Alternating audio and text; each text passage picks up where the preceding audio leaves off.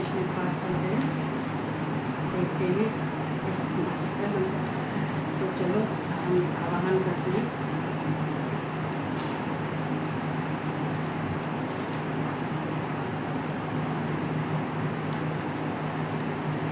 ओम कृष्णाय नमः, ओम वासुदेवाय नमः, ओम परमात्मने नमः, ओम राधा वल्लभाय नमः, ओम गोविंदाय नमो नमः, ओम क्लीं कृष्णाय नमः, ओम क्लीं कृष्णाय नमः, ओम क्लीं कृष्णाय नमः। कृष्ण भगवान राधा रानी को मैं बहुत प्रणाम करती हूँ, स्तुति करती हूँ, वंदना करती हूँ। बस संसार के जितने हैं सब कुछ जैसे में कृष्णा और राधिका। तो हम चलते हैं अपने यहाँ पर। हम तीसरे अध्याय करते कल हमने थोड़ा सा क्या कहते हैं, जैसे आजकल मौसम का कुछ पता ही नहीं चलता है, जो है गर्मी भी इतनी विशेष गर्मी पड़ रही है। तो हम जो कल हम सुना रहे थे आपको,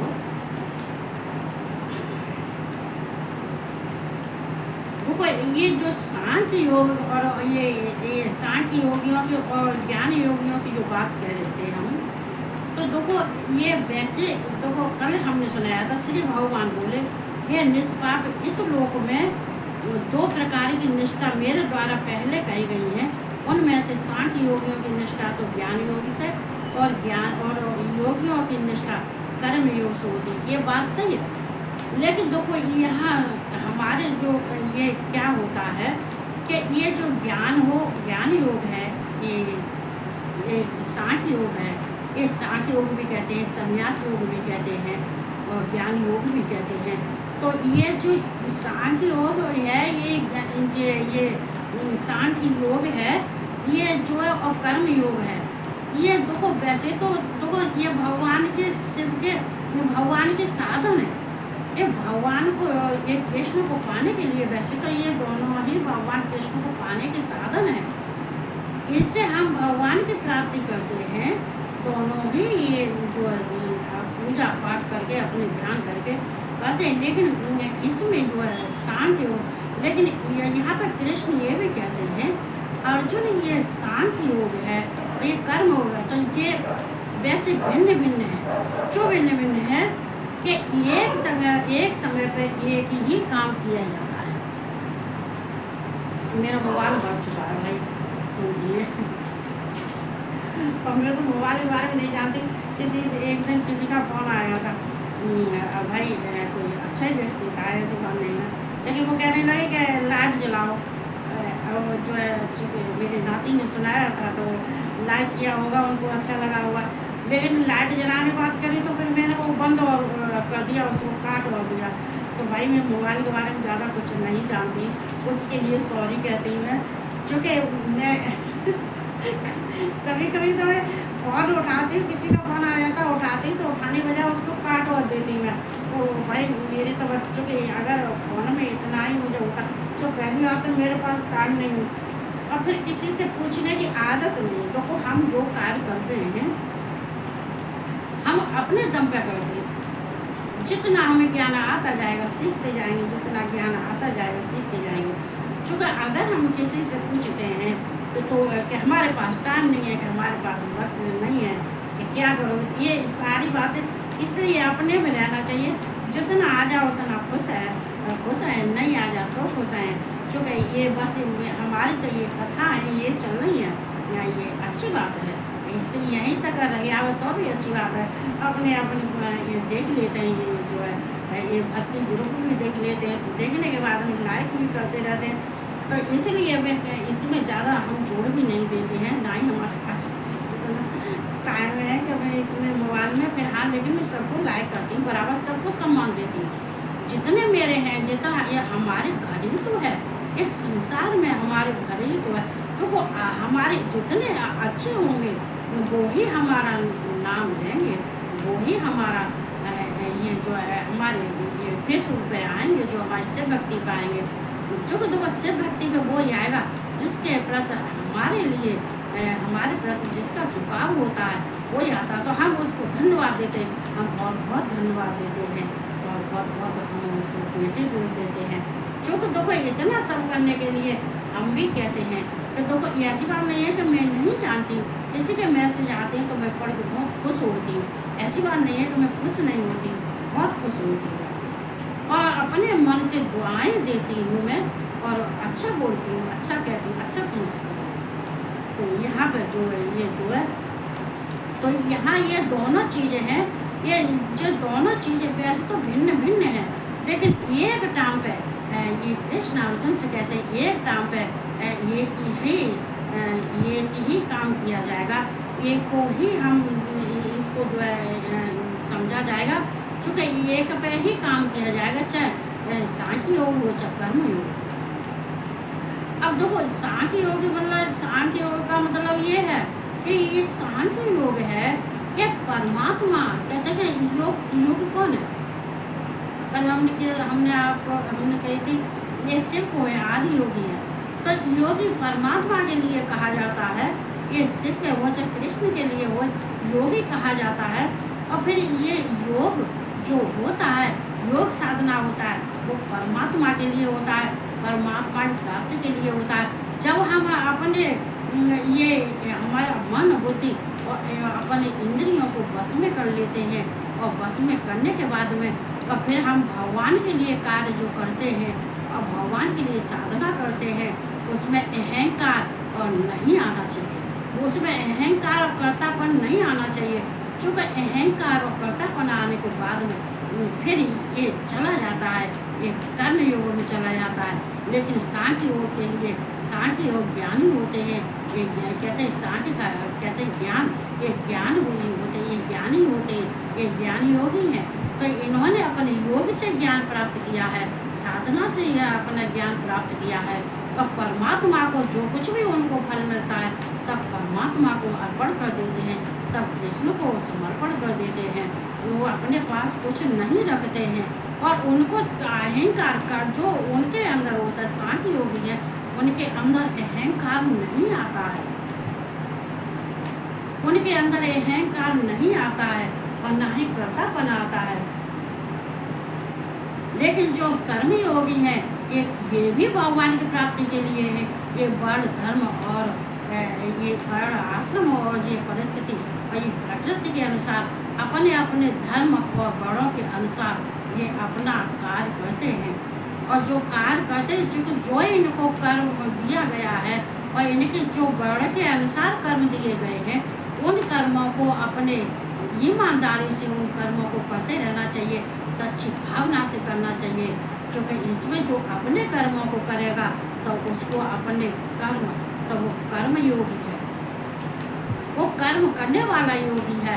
और ये सांख्य योगी है, ये भगवान शिव का कृष्ण का ये चिंतन मनन करने वाला है, और ईश्वर की कृष्ण की प्राप्ति के लिए ये अपने को जो है जितने अहंकार होते हैं, आसक्ति होती है, या जो कुछ भी होता है, वो कामना है, आसक्ति है, मोह है, ये सब जो है ये त्याग देता है, जो अपने पास नहीं रखता है।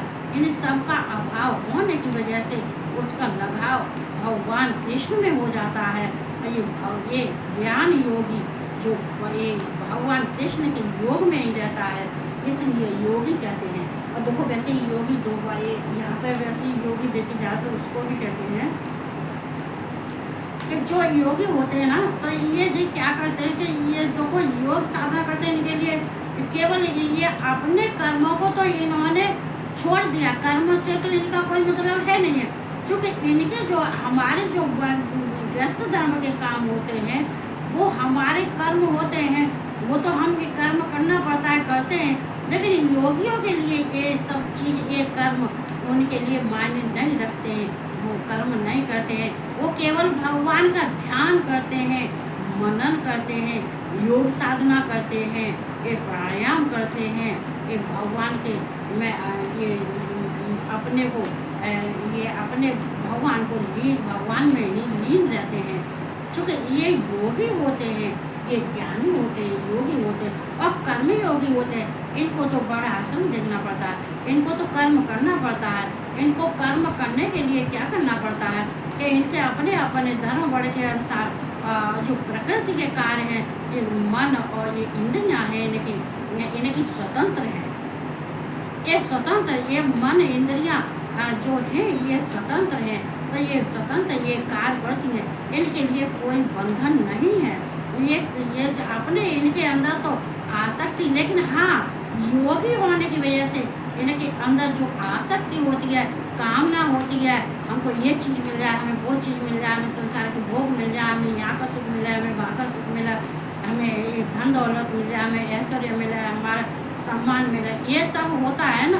तो इन सब को कर्म करने से, चूँकि योगी आया ना कर्म योगी, तो ये कर्म योगी तो ये अपने अच्छे कर्मों को करते हैं, इन सब को त्याग देते हैं, इन सब को छोड़ देते हैं, कर्म करते हैं।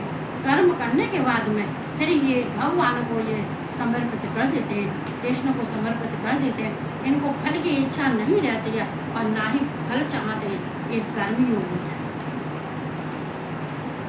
तो इनको कर्म योगी कहते हैं।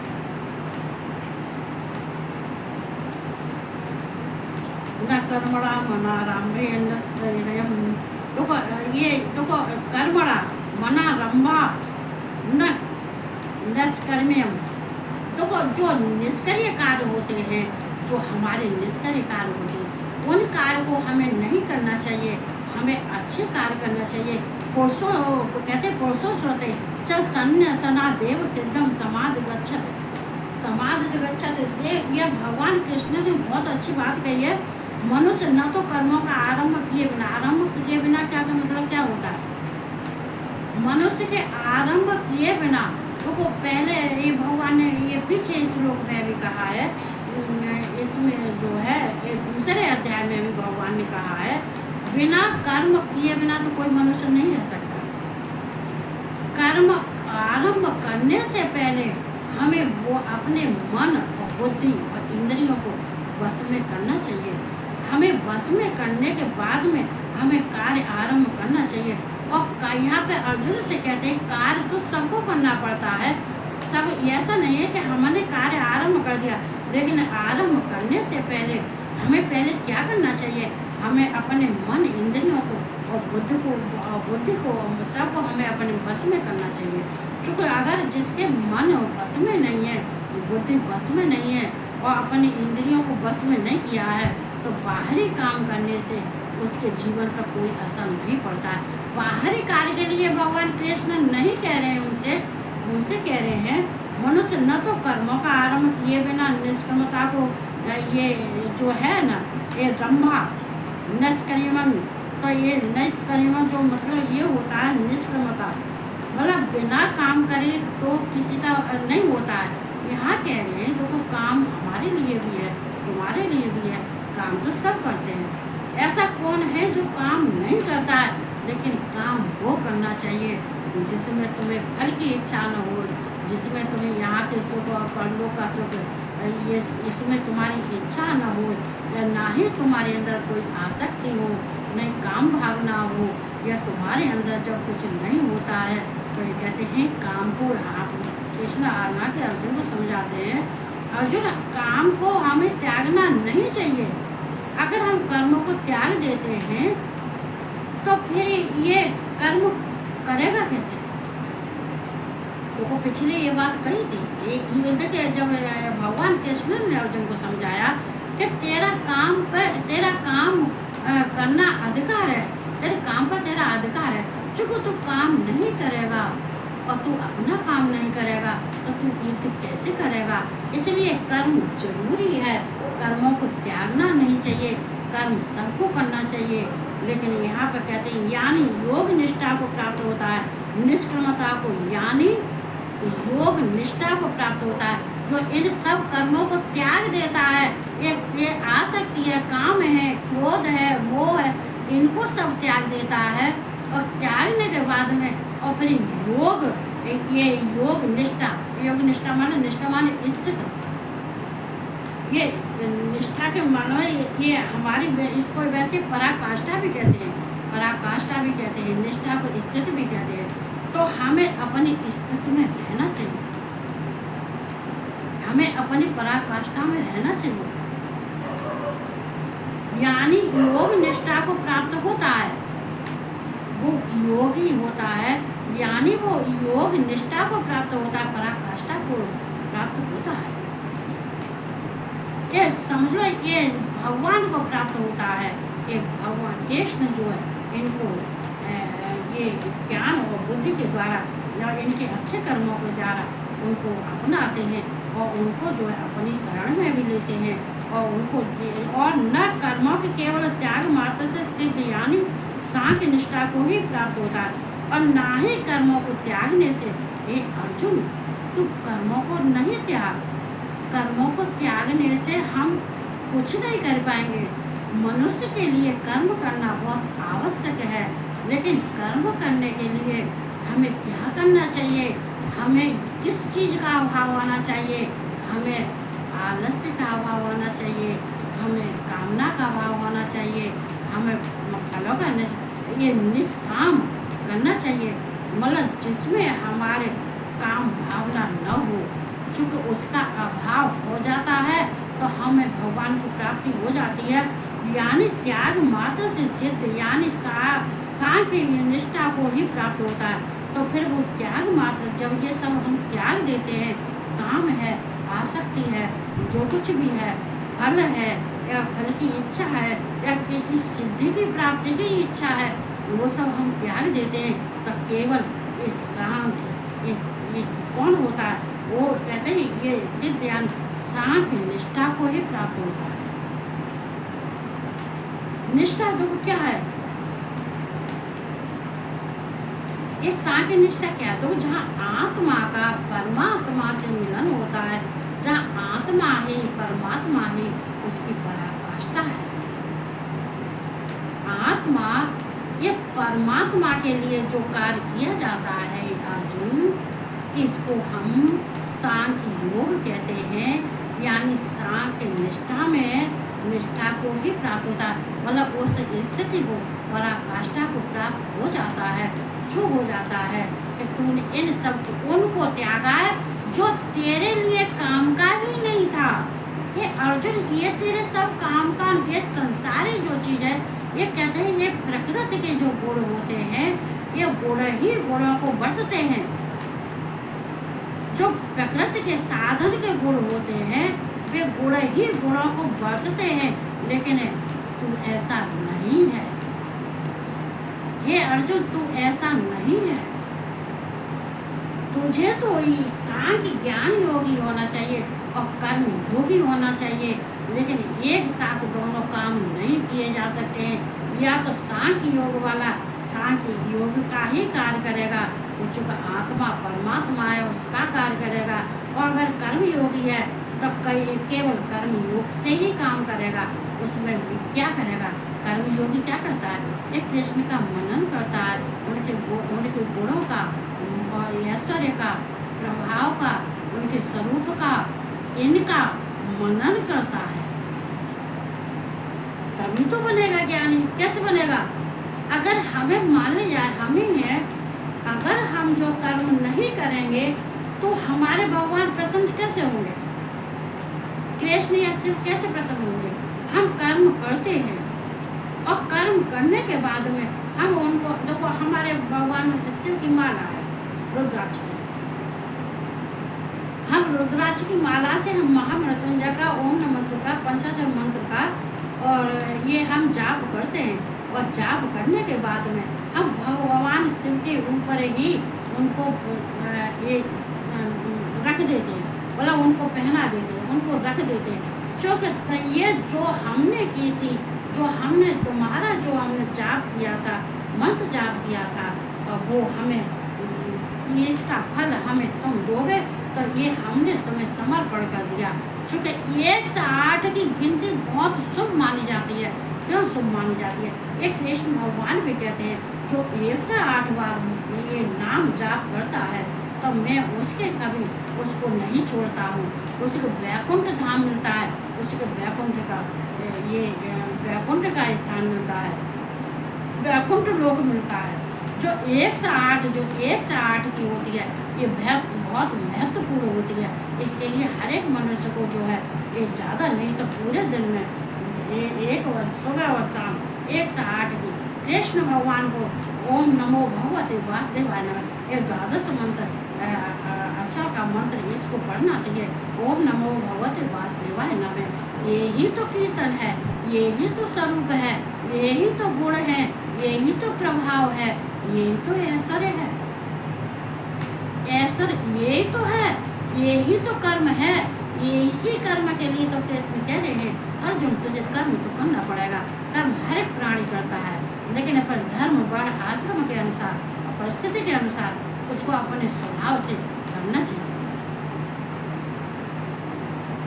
यहाँ भगवान कृष्ण समझाते हैं, तो इसलिए हमें भगवान कृष्ण की बातों को उपदेशों को मानना चाहिए।